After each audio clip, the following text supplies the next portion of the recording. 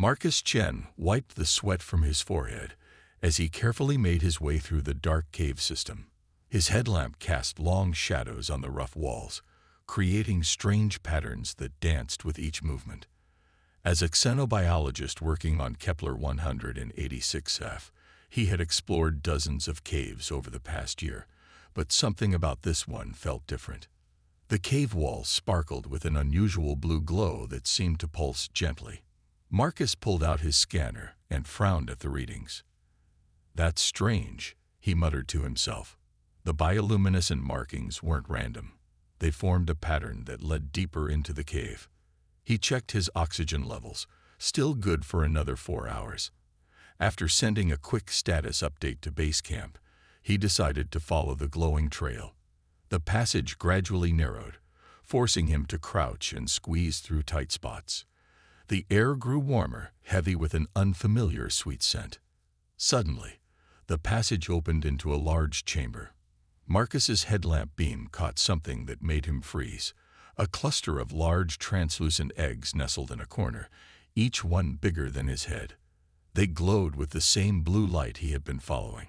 A sharp hiss echoed through the chamber. Marcus spun around, his heart pounding. In the shadows, he saw something move. "Please," a weak voice called out. "Please don't hurt them."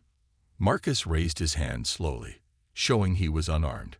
"I won't hurt anyone. I'm a scientist. I study life forms. Are you injured?" A figure emerged from the darkness. She was clearly Arthosian, tall and elegant with iridescent scales and 4 graceful arms. But something was wrong. Her scales were dull, and dark fluid leaked from a wound in her side. "My name is Zarak," she said, her voice trembling. I have been hiding here for 3 lunar cycles." She stumbled, and Marcus rushed forward to catch her before she fell. "You're hurt badly," he said, helping her sit against the cave wall. "Why haven't you sought medical help?" Tears fell from Zarak's large compound eyes. "They would kill my children," she whispered, looking at the eggs. "My mate, he discovered they carried irregular genetic patterns. On my world, such imperfection is death. He tried to destroy them, so I ran." Marcus looked at the eggs with new understanding. The blue glow wasn't just beautiful, it was keeping them alive. The cave's mineral composition was providing something the eggs needed to survive. "How many?" he asked softly. 5, Zarak answered, her lower arms curling protectively around herself. 5 children who deserve a chance to live. The caves, the minerals here, they're helping stabilize their development. But I'm getting weaker. Without a father's biological signature, they may not survive even if they hatch. Marcus pulled out his medical kit and began treating her wound. His mind raced with questions, but one thing was clear: he couldn't leave them here alone. "Listen," he said, applying a healing gel to her injury. "I have supplies at my research station. Food, medicine, proper equipment. Let me help you." Zarak stared at him with an intensity that made him pause. "Why would you help us? We are not your kind." Marcus smiled gently. "Because where I come from, we believe every child deserves a chance, and no one should have to hide in a cave just to keep their family safe." For the first time, Zarak's rigid posture relaxed slightly. One of her hands reached out to touch his arm. "Then perhaps," she said quietly, "there is hope for us after all." As Marcus continued treating her wound, he didn't know that this encounter would change not just his life, but the relationship between their species forever. In the soft blue glow of the eggs, a new kind of family was about to begin. 3 days had passed since Marcus discovered Zarak and her eggs in the cave.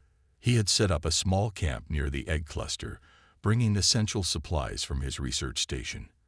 Every few hours, he checked the eggs' vital signs with his portable scanner, watching the tiny lives pulse within their translucent shells. "They move more when you're near," Zarak observed one evening as she watched Marcus examine the eggs. Her wound was healing well thanks to the medical supplies he had brought, but concern still shadowed her large eyes. Marcus looked up from his scanner, surprised. "Really? That's fascinating. In human terms, we'd say that responding to external stimuli. Can you tell me more about normal Arthosian egg development? Zarak shifted closer, her forearms moving gracefully as she spoke. Usually, both parents stay with the eggs for 60 days. Their combined biological signatures help the children develop properly. She paused, touching one of the eggs gently. But mine, they're different. The shell patterns aren't right. See these spiral markings? They should be straight lines. Marcus recorded everything in his datapad. Different doesn't always mean wrong, he said kindly. Look at this reading. Their brain activity is incredibly high, higher than standard Arthosian patterns. Suddenly, one of the eggs wobbled violently. Both Marcus and Zarak rushed forward. It's too early, Zarak cried out, all four hands reaching for the egg. They shouldn't hatch for another 20 days. Marcus quickly scanned the egg. The shell is thinning in spots. This might be because of the genetic variations you mentioned. He looked at Zarak. I need to know exactly what makes these eggs imperfect by your society's standards. It could help us save them. Zarak's voice trembled as she spoke. My mate was a genetic purist. When he saw the scan results, he said their DNA showed signs of adaptation, changes that would let them survive in different environments. To him, this meant they were no longer pure Arthosian. Marcus's eyes widened. Wait, they're showing evolutionary advantages, and that's considered bad. From a scientific perspective, that's incredible. Before Zarak could respond, his scanner beeped urgently. The egg shell was becoming dangerously thin in places. Without thinking, Marcus placed his hand on it. To his amazement, the shell began to stabilize, its glow strengthening. How? How did you do that? Zarak whispered. Marcus stared at his readings in disbelief. I didn't do anything. But according to this, when I touched the egg, it responded by producing new shell material, almost as if. He paused, hardly believing what he was seeing, as if my genetic signature was compatible somehow. Zarak moved closer, hope lighting up her features. Our legends speak of a time when Arthosians could bond with other species, sharing life force to create stronger offspring. But such things are forbidden knowledge now. Marcus looked at her seriously. Zarak, I need to run some tests. If human DNA is actually compatible with Arthosian biology, it could save your children. But, he hesitated, it would also mean they'd be part human. Are you okay with that? Zarak took one of his hands in two of hers. My children are already condemned by my people's laws. If your help means they live, then I would be honored to have them carry human traits. She looked into his eyes. But you must understand what this means. In our biology, such a bond cannot be undone. You would, in essence, become their father. Marcus looked at the eggs, then at Zarak's hopeful face. The choice he made next would change everything. Not just for this unusual family, but for both their species. Marcus sat in front of his portable computer, staring at the test results for the 5th time. The cave's blue glow reflected off his tired face as he tried to make sense of what he was seeing. Next to him, Zarak waited anxiously, all four hands clasped together. I've never seen anything like this, Marcus said, pointing to the screen. Your children's DNA isn't just accepting human genetic markers, it's actively seeking them out. It's as if they're trying to adapt.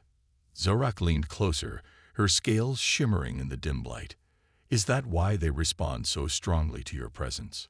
Yes, I think so. Marcus ran a hand through his messy hair. But there's something else. The cave's minerals aren't just keeping them alive. They're acting as a catalyst for this adaptation.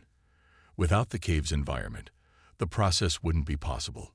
A soft chirping sound came from the eggs, making both of them turn quickly. The largest egg was pulsing with a brighter blue light than before.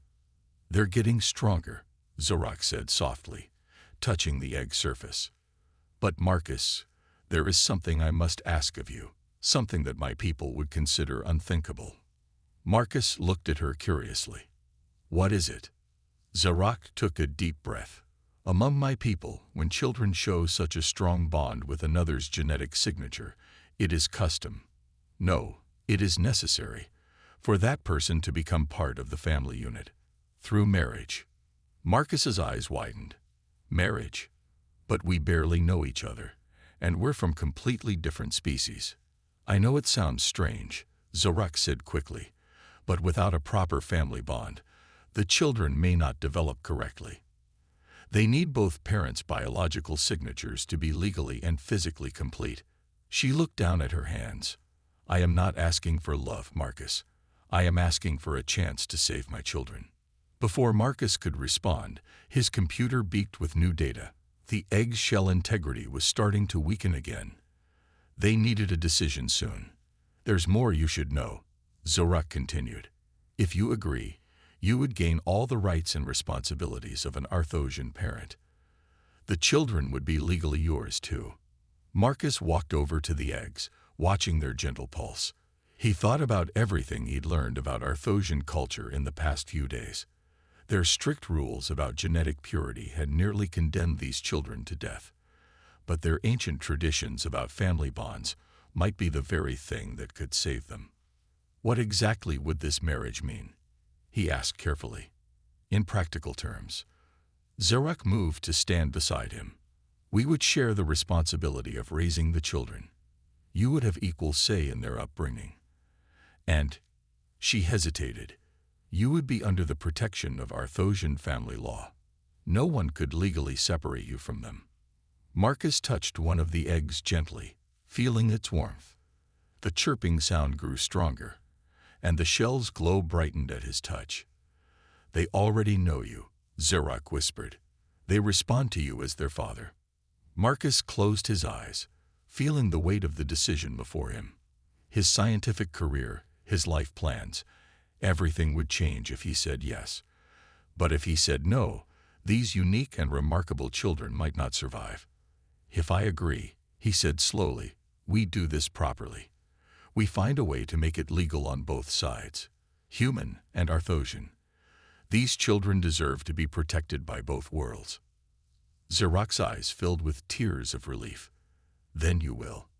Marcus looked at the eggs, then at Zarak, and made the choice that would change not just their lives, but the future of human-alien relations forever. Marcus stood at the entrance of his research base, watching the distant shapes of 3 Arthosian ships landing at the colony's main spaceport. His handheld communicator buzzed with an urgent message from Dr. Sarah Wells, his supervisor. Marcus, where have you been?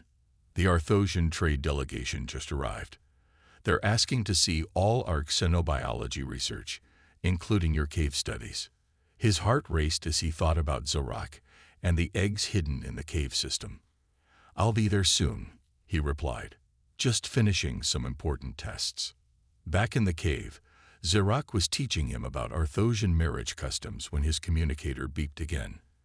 This time, it was a warning message. The delegation would be touring all active research sites in the next 2 days. They'll find us, Zarak whispered, her scales turning pale with fear. The delegation always includes genetic purists. They'll know what my children are as soon as they see them.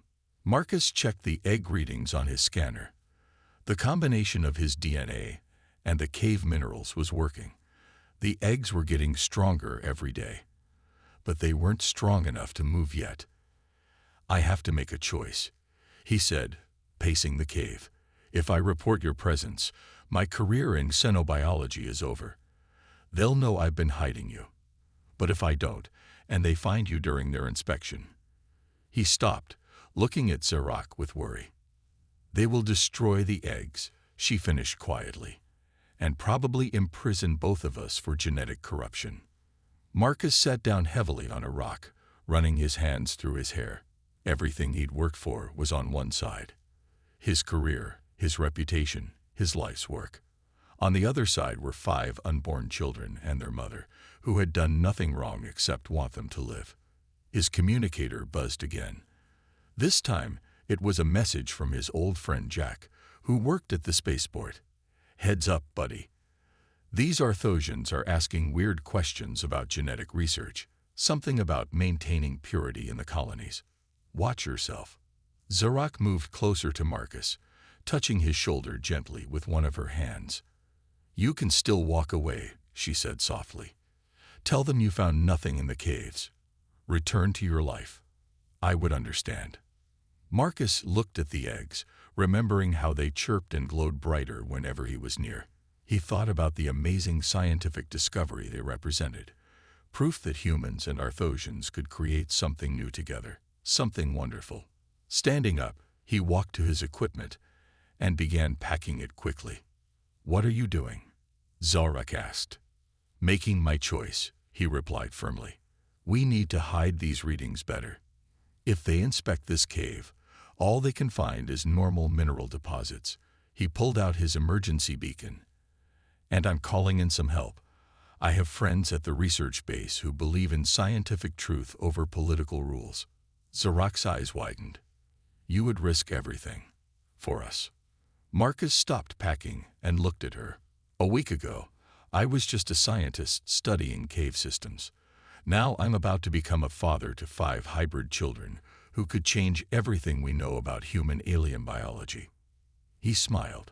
Some things are more important than career safety. He turned on his emergency beacon, sending a coded message to the few colleagues he trusted completely. As the signal pulsed quietly, Marcus looked at the eggs glowing in their corner. Whatever happened next, he knew he was doing the right thing.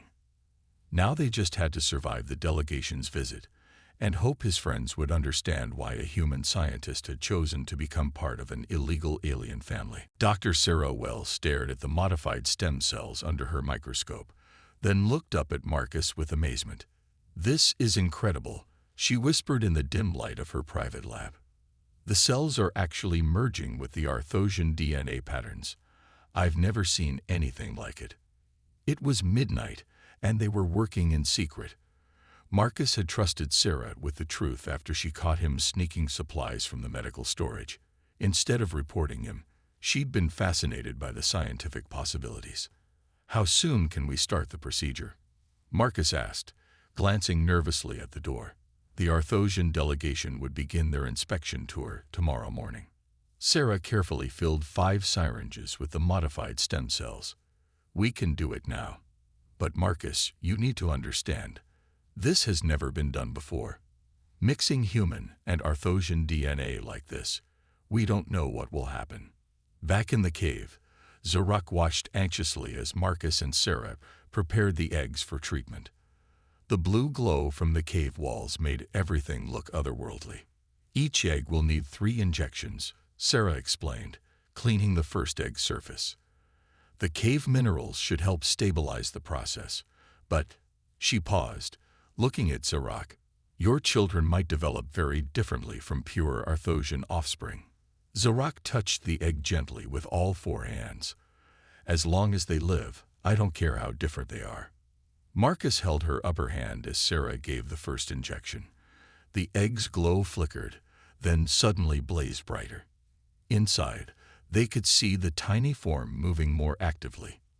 Look at these readings, Sarah exclaimed, checking her scanner.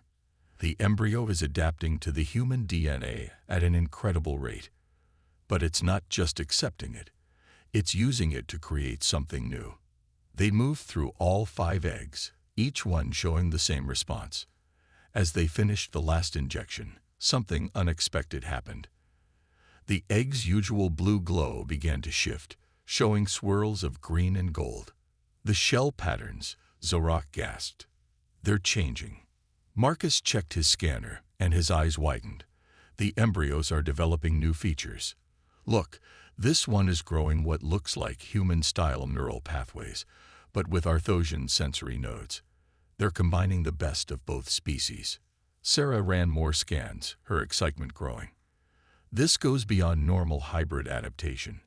These children aren't just surviving. They're evolving. Their brains show potential for both human analytical thinking and Arthosian intuitive processing. They might be able to do things neither species can do alone. Suddenly, one of the eggs moved sharply. A small crack appeared on its surface, leaking golden light. Is something wrong? Marcus asked worriedly. Sarah checked her readings and smiled. No, quite the opposite. The shell is adapting to protect the new hybrid features. These aren't defects, Zorak. Your children are perfect. They're just perfect in a way no one has seen before. Zorak's scales shimmered with emotion as she watched her eggs transform. On my world, they call this abomination, she said quietly. But I see only beauty. Marcus put his arm around her shoulders. They're going to change everything, aren't they? All our ideas about what's possible between species, if we can keep them safe long enough. Sarah added, packing up her equipment. The delegation arrives in 8 hours, and these eggs are now giving off energy signatures that no pure Arthosian egg ever has. The three of them looked at the glowing eggs, now pulsing with 3 colors instead of 1. In trying to save 5 lives, they had stumbled upon something that could reshape the future of both their species. Now they just had to protect that future from those who feared change. The first egg cracked open just as dawn was breaking outside the cave. Marcus, Zorak, and Sarah watched in amazement as a tiny hand, neither fully human or completely Arthosian, pushed through the shell. It's happening, Zorak whispered, her scales glowing with excitement. They're hatching. The news of the hybrid children spread through the research base like wildfire. By evening, a crowd had gathered outside the medical facility where Marcus, Zorak, and their 5 babies were being kept for observation. Half of them were protesters demanding the unnatural family be removed. The other half were supporters, fascinated by this new chapter in human-alien relations. Inside the facility, Dr. Sarah Wells argued with the base commander in the hallway. These children are a scientific miracle. We can't just hand them over to the Arthosian authorities. It's not that simple, Commander Rodriguez replied, rubbing his temples. The traditionalist faction is threatening to cut off all trade with Earth colonies if we don't follow their genetic purity laws. In the medical room, Marcus watched his children playing with floating medical instruments using their energy fields. The smallest one, whom they'd named Luna, had already learned to change the color of entire walls with her touch. The others were showing equally amazing abilities. Zorak sat nearby, all 4 arms cradling their largest child, Atlas, who was attempting to create 3-dimensional shapes with his energy field. They're learning so fast, she said proudly, already doing things neither of our species can do alone. Suddenly, the door burst open. Lyra, the supportive Arthosian official from the delegation, rushed in. You must prepare yourselves, she warned. The High Council has sent a specialized ship. They're coming to collect the children for proper evaluation. Marcus stepped protectively in front of his family. They're not taking our children anywhere. The babies, sensing their father's distress, stopped playing.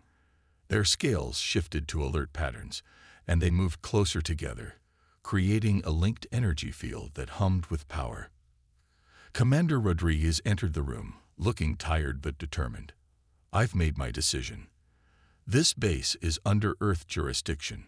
We will not hand over any children against their parents' will, human, Arthosian, or both. You don't understand, the angry official from earlier stormed in. These children violate every law of genetic purity. They must be. He stopped mid-sentence. All 5 children had linked their energy fields together, creating a stunning display of light and color that filled the room. Images began appearing in the air, memories of their time in the eggs, feelings of love for both their parents, and a vision of a future where humans and Arthosians lived and worked together in harmony. Impossible, the official whispered. They're not just communicating. They're showing us their thoughts, their dreams. Sarah checked her instruments excitedly. Their hybrid brains are developing new ways to share information. They're creating a bridge between our species, literally showing us how to understand each other. Commander Rodriguez watched the display with wonder. I'm calling Earth Central Command. This goes beyond local colony politics now. These children, they're proof that our species can do more than just coexist. We can evolve together. Lyra stepped forward, her scales shimmering with determination. I will speak to the Progressive Council. There are many among our people who believe as I do, that isolation and genetic purity have held us back too long. These children are the future we've been afraid to imagine. The angry official looked at the babies again, especially at Luna, who had touched his mind earlier. His scales slowly shifted from aggressive red to a calmer blue. Perhaps we have been wrong about what makes a species pure. Marcus and Zarak held each other close, watching their children amaze everyone in the room with their abilities. They had drawn a line in the sand. Their family would not be separated. And now, with both human and Arthosian supporters standing with them, they had a real chance of changing both societies forever. The children continued their light show, filling the room with images of hope and possibility, as two worlds began the difficult but necessary journey of learning to grow together. 2 weeks after the standoff at the medical facility, Marcus sat in a crowded conference room, watching a video message from another human-alien couple. On the screen, a human woman stood next to her Centaurian partner, holding a child that glowed with soft purple light. "After seeing your story," the woman said, her voice trembling, "we decided to come forward too. Our daughter has been in hiding for 3 years. She can breathe both oxygen and methane. The doctors said it should be impossible, but..." Dr. Sarah Wells paused the video and looked around the room.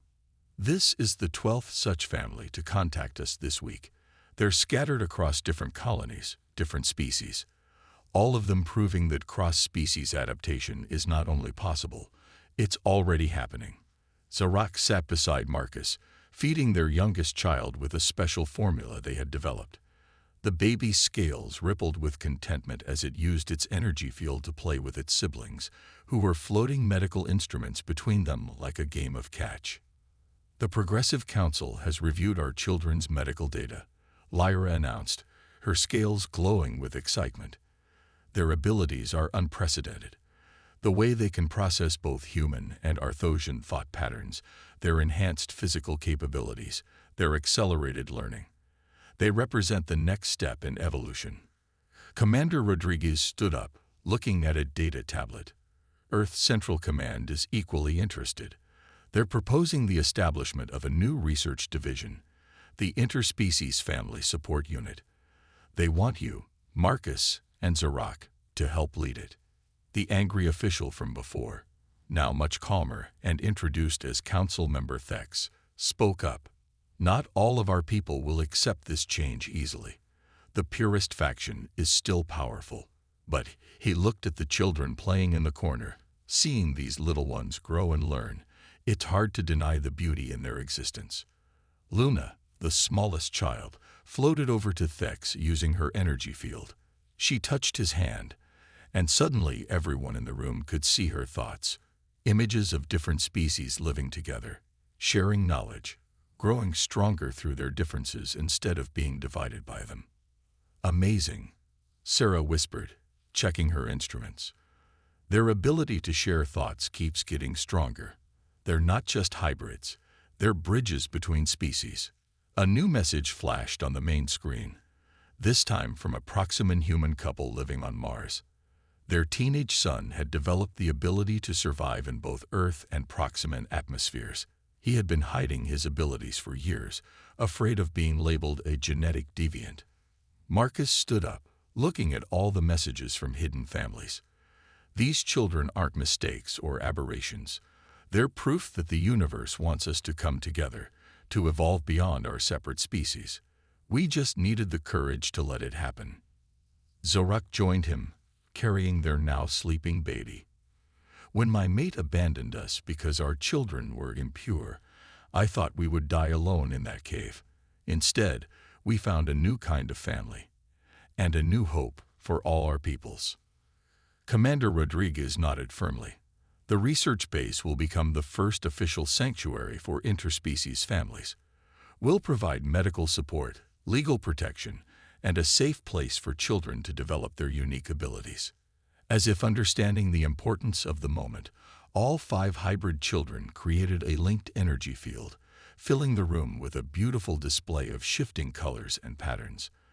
In their light, humans and aliens alike could see the future they were building, one where diversity wasn't just accepted, but celebrated as the key to their shared evolution. "No more hiding," Marcus said softly, holding Zorak's hand. "Our children will grow up proud of who and what they are." Around the room, screens continued to light up with messages from other families, stepping out of the shadows and into a brighter, more inclusive future. 1 year had passed since Marcus first discovered Zorak in the cave. Now their family stood on a stage in front of the newly built Interspecies Cultural Center. Hundreds of humans and aliens from different worlds gathered to witness the historic moment. Luna, their smallest child, floated beside her siblings using her energy field. All 5 children had grown remarkably fast, already showing the intelligence of 5-year-olds despite being only a year old. Their scales shimmered with excitement as they watched the crowd. "Today," Commander Rodriguez announced, "we celebrate not just one family, but a new understanding between all our species. The Chen-Zorak marriage law has been officially recognized by both Earth and Arthosian governments." Marcus squeezed Zorak's hand as they remembered their journey. The cave where it all began had become a scientific research site, its unique minerals helping other hybrid children develop safely. Dr. Sarah Wells now led a team of scientists studying the remarkable abilities of interspecies children. Atlas, their oldest child, stepped forward and created a large energy field display. Through it, everyone in the crowd could see images of other hybrid families who had found sanctuary at the base. There were human Proximan children who could breathe in any atmosphere, Centaurian Arthosian babies with beautiful combined features, and dozens more unique combinations. "Our children taught us something important," Zorak said to the crowd, her scales glowing with pride. "They showed us that difference is not weakness, it is strength. Every new combination brings new gifts to our peoples." Lyra, now the head of the Progressive Council, stepped up to the podium. "Thanks to the Chen-Zorak family's courage, over 300 hybrid families have come forward this year. Each one brings new discoveries, new abilities we never imagined possible. The age of isolation is over." The children demonstrated their latest abilities. They could now create complex 3-dimensional models with their energy fields, solve advanced mathematical problems instantly, and share thoughts with anyone they touched. Luna had even learned to help other hybrid children control their developing powers. "But our greatest achievement," Marcus said, looking at his family with love, "isn't just scientific. It's proving that love doesn't care about species or genetic purity. It cares about courage, acceptance, and hope." Council member Thex, once their strongest opponent, now stood with them as an ally. "I was wrong about purity," he admitted to the crowd. "These children and others like them are not a corruption of our species. They are the next step in our shared journey among the stars." The ceremony reached its peak as the 5 children joined their energy fields together, creating this stunning display of light and color above the crowd. In the light, everyone could see visions of the future, space stations filled with diverse families, new technologies developed through combined knowledge, and peaceful cooperation between all species. Sarah, watching from nearby, showed them the latest test results. "Their abilities keep growing," she said excitedly, "and each new hybrid child brings different gifts. Imagine what they'll be capable of in a few more years." As the celebration continued, Marcus and Zorak slipped away for a moment with their children. They walked to a quiet spot where they could see both the sunset and the cave entrance in the distance. "Did you ever imagine," Zorak asked, "when you first found me in that cave, that we would change the universe?" Marcus watched their children playing, their scales reflecting the sunset's colors. "I just wanted to help a mother and her babies," he said softly. "But our children showed us all a better way to live." Luna floated up and touched both her parents' faces, sharing her thoughts with them. In her mind, they saw not just their family's past, but countless future generations of hybrid children, each one bringing new wonders to their united civilizations. The age of separation was over. The age of coming together had begun.